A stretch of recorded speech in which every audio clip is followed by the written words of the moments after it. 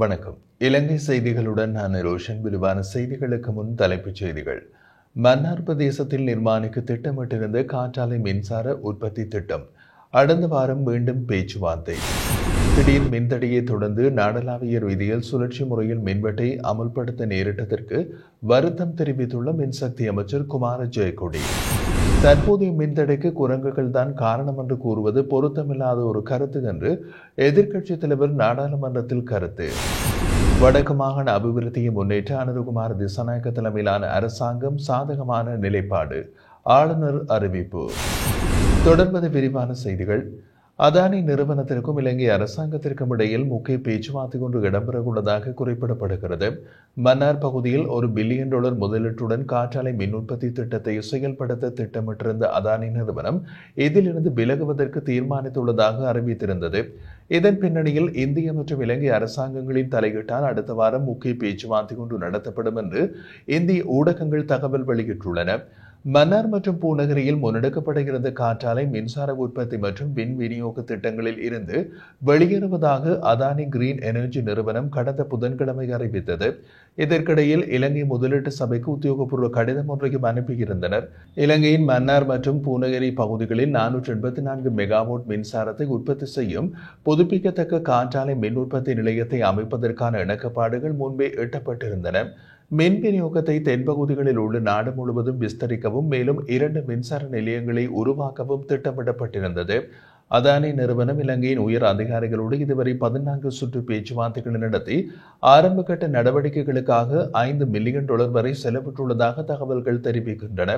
இதற்கிடையில் இலங்கை அரசாங்கம் இந்த திட்டத்தை மீண்டும் பரிசீலிக்க அமைச்சரவை உபகுழு ஒன்றை நியமித்துள்ளதாகவும் இது தொடர்பாக அதானி நிறுவனம் தனது நிர்வாக சபையில் கலந்துரையாடியுள்ளதாகவும் அந்த கடிதத்தில் குறிப்பிடப்பட்டுள்ளது. இலங்கையின் இறைமையை முழுமையாக மதிப்பதாகவும் எதிர்காலத்தில் அரசாங்கத்தோடு இணைந்து வேறு வேலை திட்டங்களை முன்னெடுக்க தயாராக இருப்பதாகவும் கௌரவத்துடன் இந்த வேலை திட்டத்தில் இருந்து விலகுவதாகவும் அதானி நிறுவனம் அறிவித்தது. இதனைத் தொடர்ந்து இந்த திட்டம் தொடர்பான பேச்சுவார்த்தையில் ஈடுபட இந்திய மற்றும் இலங்கை அரசாங்கங்கள் இணங்கியுள்ளதோடு அடுத்த வாரம் இந்த பேச்சுவார்த்தைகள் இடம்பெற உள்ளன என்று இந்திய ஊடகங்கள் தெரிவித்துள்ளன. நுரைச்சோலை மின் உற்பத்தி நிலையத்தில் உள்ள மின் பிறப்பாக்கி ஒன்றை தேசிய மின் கட்டமைப்போடு இணைத்ததால் இதுவரை நீடித்து வந்த நாளாந்த மின்வெட்டு முடிவுக்கு வந்துள்ளதாக மின்சக்தி அமைச்சர் குமார ஜெயக்கொடி தெரிவித்துள்ளார். அதேவேளை எதிர்வரும் நாட்களில் நுரைச்சோலை மின் உற்பத்தி நிலையத்தின் மீதமுள்ள 2 மின் பிறப்பாக்கிகளை கட்டண முறையில் தேசிய மின்சார கட்டமைப்போடு இணைக்க நடவடிக்கை எடுக்கப்படும் என்றும் அவர் குறிப்பிட்டார். இதற்கிடையில் மின்வெட்டு காரணமாக மக்கள் எதிர்கொண்ட சிரமங்களுக்கு வருத்தம் தெரிவித்த அமைச்சர் நாட்டில் இதுபோன்ற மின்வெட்டு நிலைமைகள் மீண்டும் ஏற்படாமல் தடுக்கும் வகையில் குறுகிய கால மற்றும் நீண்ட கால தீர்வுகளை உருவாக்க அரசாங்கம் நடவடிக்கைகளை ஏற்கனவே ஆரம்பித்துள்ளது என்றும் கூறியுள்ளார். கடந்த ஞாயிற்றுக்கிழமை நாடு முழுவதும் ஏற்பட்ட திடீர் மின் தடையை அடுத்து நுரைச்சோலை மின் நிலையத்தின் 3 மின் பிறப்பாக்கிகளும் செயலிழந்தது. இதன் விளைவாக இலங்கை மின்சார சபை பிப்ரவரி 10 மற்றும் 11ஆம் தேதிகளில் நாடளாவிய ரீதியில் தலா 1.5 மணி நேரம் நேற்றும் 1 மணி நேரமும் மின்வெட்டை அமல்படுத்தியது. இந்த நிலைமை தற்போது நீங்கியுள்ளதோடு எதிர்காலத்தில் நிலையான மின் விநியோகத்திற்கான திட்டங்கள் முன்னெடுக்கப்படுவதாகவும் அமைச்சர் குறிப்பிட்டுள்ளார். எதிர்வரும் பண்டிகை காலத்தை முன்னிட்டு விசேட சோதனை நடவடிக்கைகளை மேற்கொள்ள தீர்மானித்துள்ளதாக நுகர்வோர் விவகார அதிகார சபை அறிவித்துள்ளது. இது தொடர்பில் தெரிவித்துள்ள நுகர்வோர் விவகார அதிகார சபை கட்டுப்பாட்டு விலையை மீறி பொருட்களை விற்பனை செய்யும் வியாபாரிகள் குறித்து முறைப்பாடு செய்யுமாறும் பொதுமக்களுக்கு அறிவுறுத்தியுள்ளது. கடந்த மாதத்தில் மட்டும் 2700 சோதனை நடவடிக்கைகள் முன்னெடுக்கப்பட்டுள்ளதாகவும் அரிசிக்கான கட்டுப்பாட்டு விலையை பின்பற்றி சந்தையில் விற்பனை செய்ய வேண்டும் எனவும் அதனை மீறினால் உரிய சட்ட நடவடிக்கை எடுக்கப்படும் எனவும் நுகர்வோர் விவகார அதிகார சபை தெரிவிக்கின்றது. கொழும்பில் நடைபெற்றிருந்த செய்தியாளர் சந்திப்பில் அதிகார சபையின் தலைவர் ஹேமந்த் சமரகோன் அரிசியை கட்டுப்பாட்டு விலையை மீறி விற்பனை செய்தால் அதற்கு எதிராக கடுமையான சட்ட நடவடிக்கை எடுக்கப்படும் என்று எச்சரித்துள்ளார். நாட்டின் தற்போதைய மின்தடைக்கு குரங்குகள் தான் காரணம் என்று கூறுவது பொருத்தமில்லாத ஒரு கருத்து என்று எதிர்க்கட்சித் தலைவர் சஜித் பிரேமதாச தெரிவித்தார். இன்று இடம்பெற்ற பாராளுமன்ற அமர்வில் கலந்து கொண்டு உரையாற்றும் போது அவர் இவ்வாறு தெரிவித்துள்ளார். இது தொடர்பாக அவர் மேலும் தெரிவிக்கையில் பாராளுமன்றத்தில் எதிர்க்கட்சித் தலைவர் என்ற வகையில் கருத்து தெரிவிக்க சந்தர்ப்பம் தர வேண்டும். மக்கள் எதிர்நோக்கும் பிரச்சனைகளுக்கான பதில்களை நாடே எதிர்பார்த்து கொண்டிருக்கின்றது. குறிப்பாக மின் துண்டிப்பு தொடர்ந்து நடக்குமா, அரசியல் பழிவாங்கல்கள் தொடர்ந்து முன்னெடுக்கப்படுமா போன்ற பிரச்சனைகளுக்கு பதில் வழங்கப்பட வேண்டும் என்றார். மின் துண்டிப்பு குறித்து இந்த சபையில் அமைச்சர் விளக்கம் அளிக்க வேண்டும் என்று கூறிய அவர் தற்போது வெளிநாட்டு முதலீட்டாளர்கள் நாட்டில் இருந்து வெளியேறுவதாகவும் இதற்கு மின்தடையே பிரதான காரணமாக இருப்பதாகவும் தெரிவித்தார்.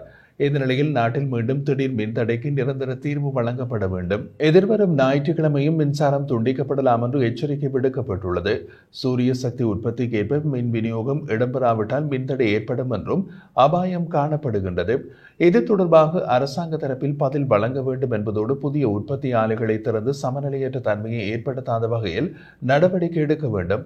மாறாக இனியும் குரங்குகள் மீது பழி போட வேண்டாம் என்று கோரிக்கை விடுத்த எதிர்க்கட்சித் தலைவர் அதே நேரம் பிரதான செயலாளர்கள், மாவட்ட செயலாளர்கள் அரசியல் பழிவாங்கல்களுக்கு ஆளாகி வருகின்றார்கள் என்பதையும் சுட்டிக்காட்டினார்.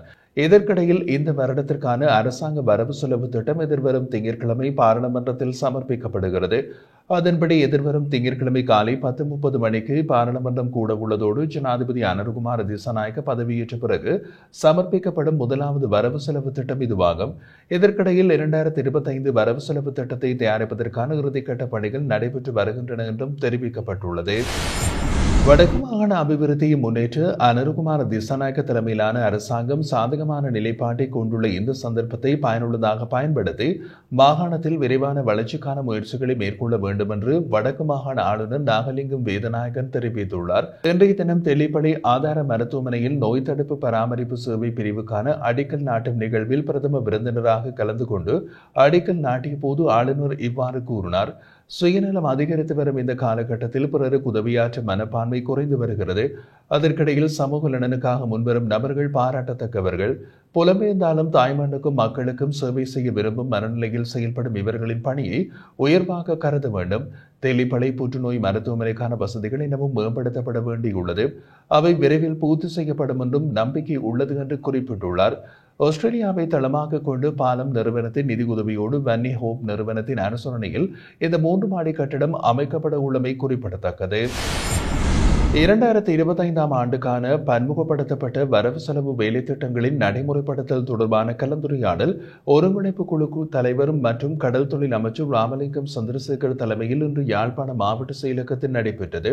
கலந்துரையாடலில் வறுமை கோட்டுக்குட்பட்ட கிராமங்களை தெரிவு செய்து அவர்களுக்கான நிதி ஒதுக்கீடுகள், வீதி புனரமைப்புகள், யாழ்ப்பாண போதனா வைத்தியசாலையின் மகப்பேற்று பிரிவு புதுப்பித்தல், நிலத்தடி நீர் மாசடைதல், கழிவுகள் மீட்டெடுத்தல், நன்னீர் குடிநீர் திட்டம், சந்தைப்படுத்தல், உள்கட்டமைப்பு, உள்ளூர் கடன் உற்பத்திகள், தேசிய அபிவிருத்தி திட்டமிடல், ஒருங்கிணைந்த கிராமிய சமூக பொருளாதார கட்டமைப்பினை வலுப்படுத்தல் போன்ற முக்கிய அம்சங்கள் விரிவாக விவாதிக்கப்பட்டது. வரவு செலவு திட்டத்தில் யாழ்ப்பாண மாவட்டத்திற்கு நாடாளுமன்ற உறுப்பினர்களுக்கு 9 மில்லியன் ரூபாய் நிதி ஒதுக்கப்பட்டுள்ளது. இதற்கான முன்மொழிவை கஜேந்திரகுமார் எம்பி முன்வைத்ததோடு ராஜீவன் எம்பி அதனை ஆதரித்து வழிமொழிந்துள்ளார். இந்த கலந்துரையாடலில் தமிழ் தேசிய மக்கள் முன்னணியின் தலைவர் நாடாளுமன்ற உறுப்பினருமான கஜேந்திரகுமார் பொன்னம்பலம், தேசிய மக்கள் சக்தியின் நாடாளுமன்ற உறுப்பினர்களான வைத்தியர் ஸ்ரீ பவானந்தராஜா, ராஜீவன், இளங்குமரன், மேலதிக அரச காணி அதிபர் ஸ்ரீ மோகனன், திட்டமிடல் பணிப்பாளர் சுரேந்திரகுமார், வடமாகாண அவைத்தலைவர் CVK சிவஞானம், வடமாகாண ஆளுநரின் செயலாளர் நந்தகோபாலன், பிரதேச செயலாளர்கள், திணைக்கள தலைவர்கள், பிரதேச சபை செயலாளர்கள், பதவி நிலை அதிகாரிகள், உள்ளூராட்சி மன்ற உறுப்பினர்கள் உள்ளிட்ட பலரும் கலந்து கொண்டனர்.